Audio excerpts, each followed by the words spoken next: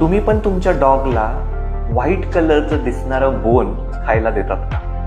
ज्याला आम्ही आमच्या भाषेत रॉ हाईड असं म्हणतो. हे जर करत असाल तर नक्की थांबा. कारण रॉ हाईड्स म्हणजे प्रोसेस्ड लेदर.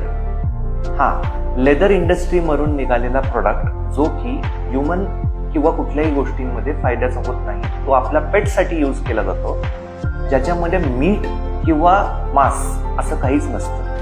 या लेदर्समध्ये असतं फॉर्माल्डिहाइड, हायड्रोजन पेरॉक्साईड, जे की इतके खराब केमिकल्स आहेत की जे चावल्यानंतर आपल्याला वाटतं की आपला डॉग काहीतरी बोन खातोय, पण ते पोटात झाल्यानंतर त्याच्या पोटामध्ये काही केमिकल रिएक्शन्स होतात आणि तिथे चोकिंग होऊ शकतं.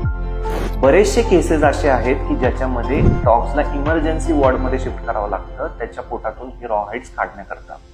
एक रॉ हाईड तुमच्या डॉगच्या पोटातून निघायला कमीत कमी 1 आठवड्याचा टाइम घेतं. त्यामुळे प्लीज हे रॉ हाईड्स तुमच्या डॉगला खायला देऊ नका.